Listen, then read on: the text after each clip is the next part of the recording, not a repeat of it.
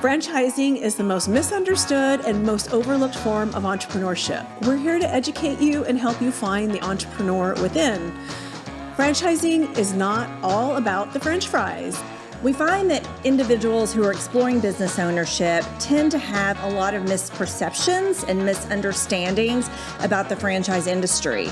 So what we want to do is help prospective business owners make confident and educated decisions before moving forward or not moving forward with a business.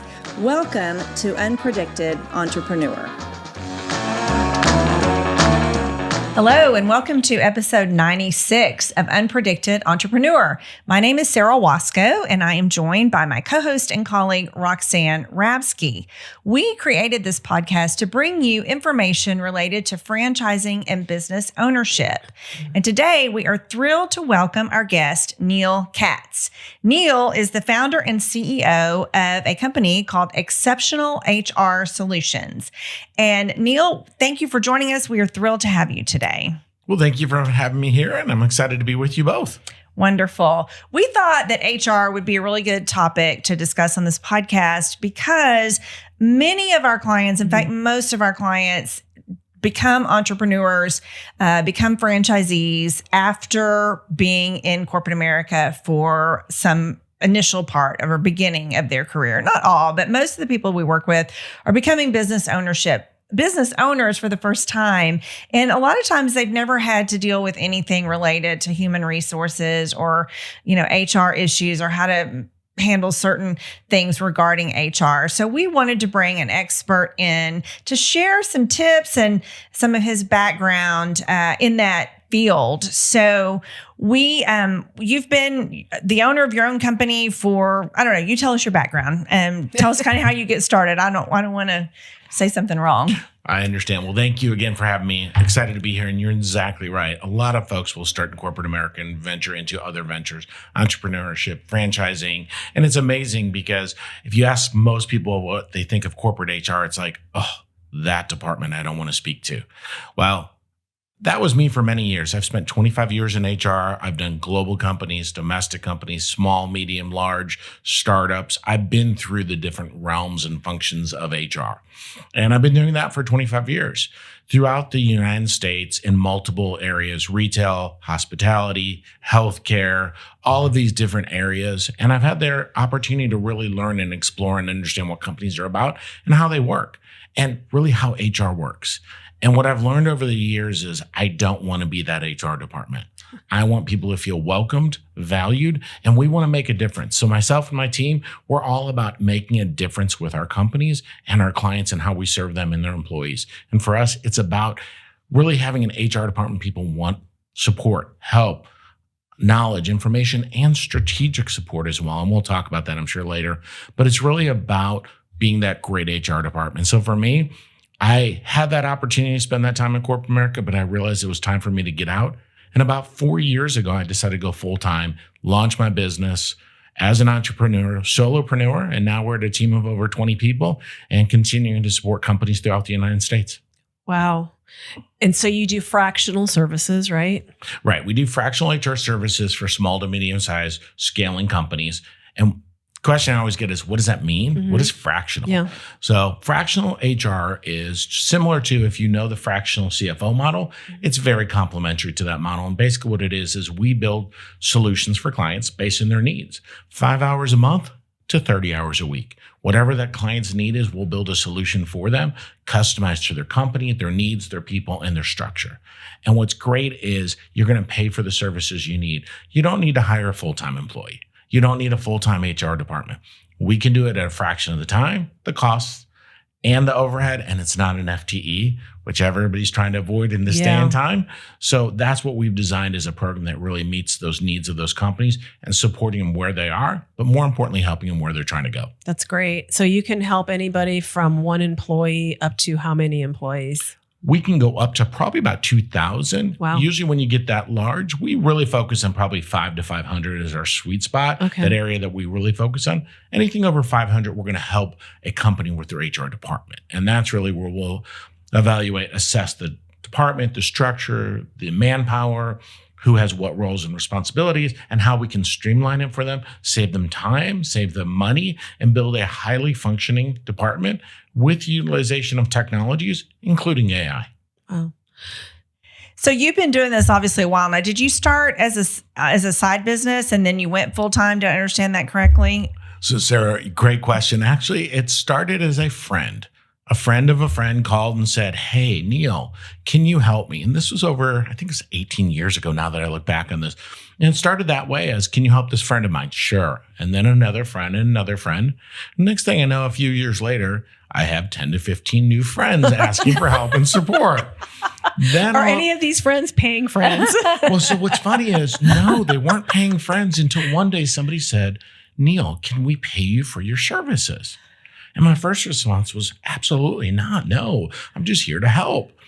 Well, at one point, somebody finally said, "Look, I can't do this. Yeah. And I'll never forget, it was actually a gentleman I helped with resumes in his career search. He came to my house because he was a very good family friend and gave me a card, and inside there was a gift card. Aw. And it was my first payment. I'm like, what is this? And this is amazing. And then that business started turning into paying clients, and people started paying me. And then everything finally came together about, as I said, 4 years ago. And I went full time and haven't looked back. And I will tell you, it is the best decision I wish I would have made sooner. So many people say that. And what was that decision like? I'm going to jump from corporate into my own business full time. Was it scary? Tell us a little bit about that. So the journey of the cliff, I call it the journey of the cliff. So I was working for a company, and we'll keep the company nameless at this point. It was fine. Company was okay. I wasn't happy. I wasn't enjoying it. I just didn't feel I was making a difference in the companies I was supporting. We were functioning. We did the compliance. We did the regulatory. We did those things that had to be done. But we just didn't make a difference. And I wanted to make a difference. And I was at the edge of the cliff. I was deciding if I was going to leave this company. And I came home and I talked to my wife. And I found this opportunity in Dallas for a company that was going to be 2 days a week. And I said to her, I'm like, "Look, I got this opportunity. It's 2 days a week. What do you think?" And she goes, "It's great, but how are you going to pay the bills? What are we going to do with the rest of your time? What's going to happen?" And I pondered it for a couple of days, and I came back to her. I'm like, "Okay, I could do this and this and this." And all of a sudden, I'm sitting there just talking with her, and I feel this slight nudge at the bottom of my back.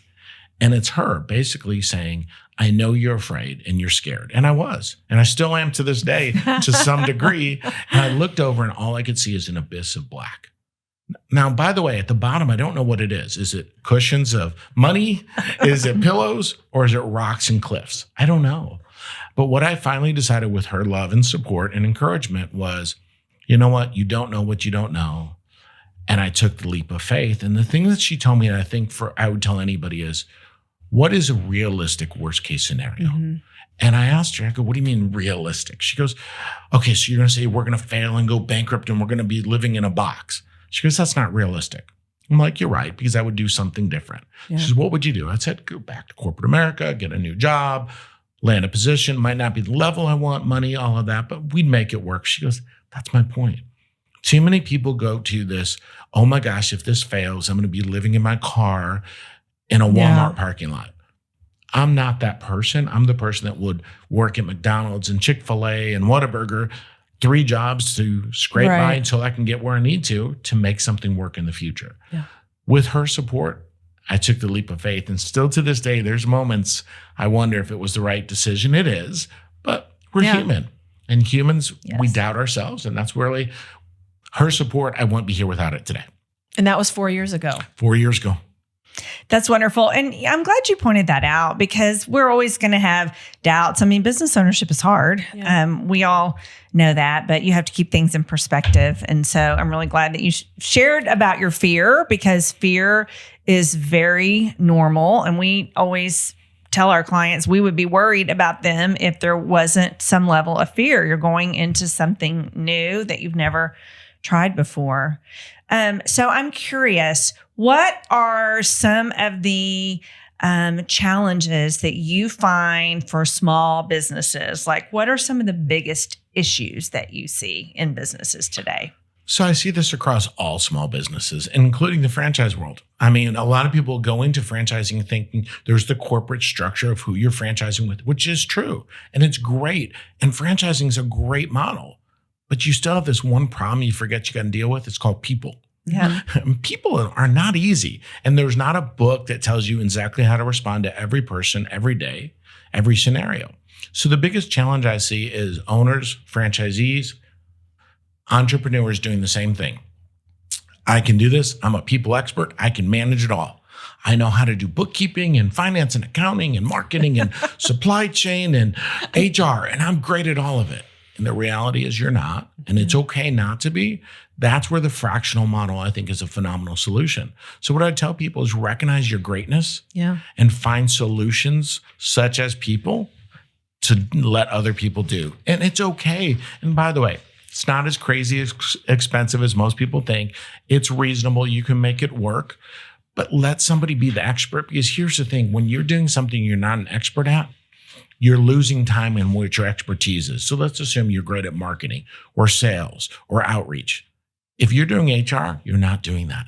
So our philosophy in my business is I want our owners, founders, and leaders to get back to one thing, what they love. We'll do the rest of it for them so they can get back to what their greatness is and really use their superpower. Yeah. And the same goes with, doing your books or your accounting, your taxes, whatever you're not good at. Well, you pointed out that people might say they are good at all of it. Maybe they are.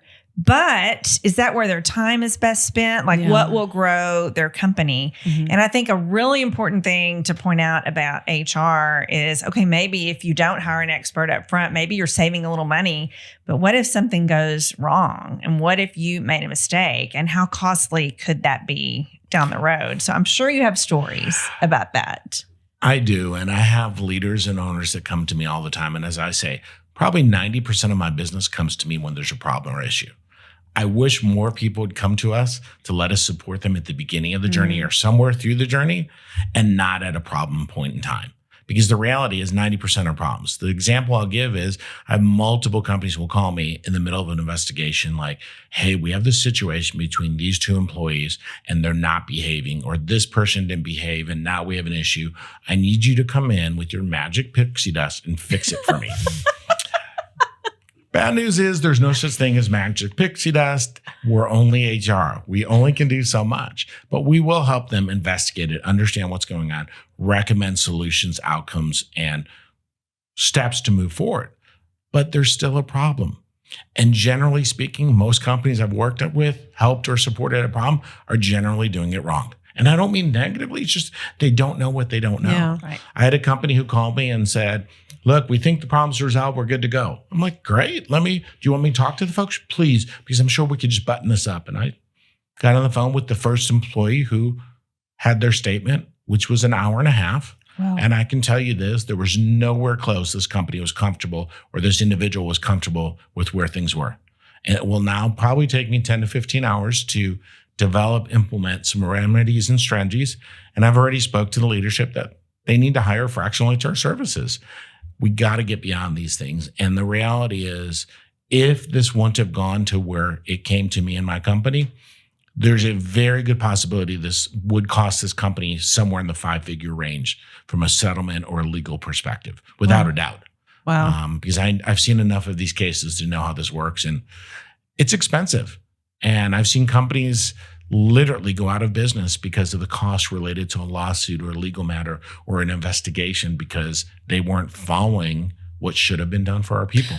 So I have a question about this scenario you gave us. Had that company had you on board, could they have prevented this from escalating to where it was when they came to you? Absolutely, if they would have told us about it as it was going on. So let's just make up names, Bob and Maria. Okay. Had a disagreement. If they would have said, Neal, we have an issue. Bob and Maria are having a disagreement. This is what happened. What do we do? We literally would have jumped in immediately, investigated, understand exactly what happened, not from a filter perspective, but from the individuals, understand and then immediately implemented strategies to solve it. This has gone on probably an additional 4 to 6 months. Oh, yeah. And those things linger and people remember them and hold on to them. We can resolve those and help them with it. And candidly, I'll take it a step better. I tell people, look, if you have a problem person that you're struggling with, and you don't know what to do before it gets on, call us. Let us help you in the journey. We'll walk you through what to do. Yeah. We'll help you resolve it. We'll help you implement strategies. I will always say, I can resolve your problems at the end. I can make them better in the middle. And I absolutely can help you do them at the beginning. Wow. So which one do you want? Beginning, middle, or end? And each one has its challenges, but I'd rather help you at the beginning and sometimes the middle, but the end are the hardest. We'll fix it, but there's usually a cost to fixing it. You know, it's funny. Every expert we have on says it's way less expensive to hire us in the beginning than it is to hire us to fix it once everything's gone wrong. Okay. And then we're just talking about, dollars maybe that are paid to you. But then I'm also thinking about productivity. Like if these people are at odds at work, that's probably impacting the level of work and their contribution to the company. So that's kind of even a vague number that may not even be able to be specifically monetized. But I'm thinking if two people are angry at each other and they're stewing over something over a period of time or can't agree to get the task completed. And they're busy talking to their friends about it. Not just their friends. How about their coworkers? Yeah. Right. So the other challenge is not just friends. So they're not being productive as they were or could be. Now they're not as productive as they could or would be with others. And next thing you know, if you let it continue, now you have camps and groups of people that are on one side or another. And now you've lost objectivity to be subjective. Again, it can derail companies' plans, strategies, sales outcomes, results. It's hard to quantify. So if somebody said, give me a number, I can't. But I can tell you that I've seen companies slow down or churn to almost a halt because you have this internal challenges or strifes within the teams. Wow.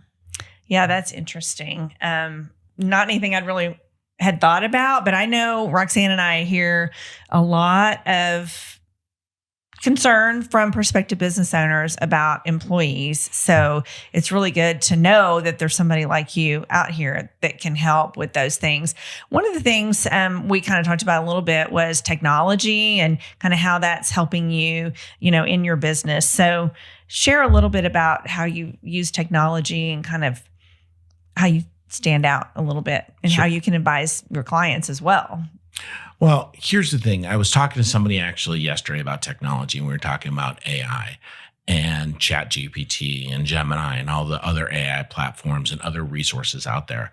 And ironically, this individual I work with is brilliant. She's an exceptional leader and loves technology, but for some reason, she's held off on AI a bit. And we were talking, and I think the challenge we've learned with AI is how to use it. How and when to use it and what can you do with it. So what we've been doing with our clients is teaching them how to use the tools to help them be more productive, help them add value, and spend less time on the repetitive, repeating task. We then use AI to help us. We use it to help us build responses, develop communication, develop policies, procedures, handbooks, things of that nature to streamline our work. Because the reality is our richness comes in one-on-one, team up, 2, 3, 4 people, working with them as people, not in technology. So we can save ourselves and our clients time and money and effort by using, whether it be an HR system, HR technologies, other related platforms, including AI. It's going to save everybody time and money. And the reality is one thing that everybody has to remember. AI is not going away. Yeah. And then number 2, everyone I hear this from, especially from a people perspective, ask me this question. AI will not eliminate a job. It'll eliminate the person not using it. Oh, interesting. I think that is very profound. Wow. You said that at another presentation. I heard you say it's very, very profound. So get on board or you're going to get left behind. Use it every day. Find the one you like. Yeah. There's multiple ones out there and just get familiarized. And then one of the things I've learned with AI, especially I'm a ChatGPT fan. That's just me personally. Less is not more. More is better in chat. So the more you describe your situation, your scenario, the better, the richer the content comes back. And then play. Remember, it's a new arena. Play. You can do so much with it. It's amazing. And it can do so much, especially for your franchisees. If they think of the tasks they do and the work they're doing, can it be automated using technology? And I'm going to tell you, probably my estimate's 40 to 60% of the work we're doing today can easily be automated. And people are like, then what? Now I get to go do what I love. Business development, client relations, customer service, sales, marketing, accounting, whatever it is. Go back to your superpower because you don't need to be sitting in front of a computer responding to emails every day. Wow. So I guess I shouldn't be so I do use ChatGPT, but I'm really irritated by that little Gemini thing when I'm typing an email that won't go away. Yeah, it gets in the way. I'm trying to get rid of it. Maybe I should just embrace it. So, you're talking Gmail, aren't you? Yeah. So you want to know a little secret? What? Use ChatGPT and ask it, how do I eliminate and get rid of this pop-up? This annoying. Because I don't Gemini. think I don't think it understands exactly usually what I'm trying to say. I don't like how, if I've done it, I don't like how it rewrites it. So, okay, I'll do that. Thank you, Neal. I'll ask It's a learning ChatGPT how to get out of, make it go You'd away. be surprised what ChatGPT can do for you. Yeah. Yeah. I know. I need to remember. I do use it, but just in a certain way. And then I forget that I can ask it all kinds of questions about other things. We need to be trained to use it. Yeah. So, Because I don't want to be eliminated. exactly. Okay, I have the big question that I know you get asked a lot. Okay. Employee Or contractor. My number one question, I couldn't tell you, every presentation, every meeting, every podcast is always 1099 or contractor versus employee. Which way do I go? Yep. So the reality is this, there's a whole list between the two. The reality is this, let's go with the employee side. An employee is someone that works for you, works for your organization, your company. You pay their taxes, you pay certain components, you offer them benefits, you offer them a job, not a guaranteed job, but you offer them generally a job. They're representing your company, your brand, your business. You control their schedules, you control their output, their work, the things they do. Pretty easy. Most people get the employee side. It's usually, the question really comes in is contractors. So-and-so wants to be a contractor. I need a contractor to do X, Y, Z. Can I do it? My answer is always, sure you can, but understand the rules and regulations regarding what is a contractor. A contractor, as the word should be, independent contractor is the actual terminology. And the definitions, there's a 7-point test to answer the questions, is this person truly a contractor? A couple of areas I'll focus on. One, can they decide when they work? Can they decide what work they're doing? And what I mean by that is not that they do anything they want, but they have to be able to decide the work. Do I do project A or B? They get to pick if they want that work, or you agree upon the scope of work. If they're not doing that and you assign the work every single day and you set their schedules and you set what locations they're at or which clients they're working with, that's not an independent contractor. That's an employee just under the auspice of, I don't want to pay the taxes. I don't want to have to deal with the benefits or the time off. Some of those components, you have them where your company logoed merchandise or shirts, or they have your computer, they have your email account. All of those are factors that say probably not an employee. If the biggest factor I always like to use is where are they generating their income from as an independent contractor? If 60, 70, 80% is coming from you and solely from you and or your business, they're probably not an independent contractor. And that's a big test, is the ability of where do they make money? Because if they're making all their money or they're working 35, 40, 45, 50 hours a week for you, and especially if they're working more than 40 hours a week for you in most states, they're not an independent contractor. Okay. Yeah. So the last thing I'll cover just quickly, because everybody asks me this, is they want to be a contractor. They don't want to be an employee. Folks, it's not their choice to make. Yeah. It is the government's test that is regulating it. It is the rules that have to be followed. It is not an independent choice that I want to be a contractor or I don't. It is your decision as the business owner and leader to make those decisions against these testing. What I tell people is call me, let's walk through it. But generally speaking, I can tell you probably half the people I meet or more should not be independent contractors. Wow. I feel we had an attorney on who actually spoke on this, and it was all about how to stay out of trouble in the state of Texas as an employer. But I feel like a good test, tell me if I'm wrong, is if they have their own business, even if it's a sole proprietorship, they have a business name, they have their own business.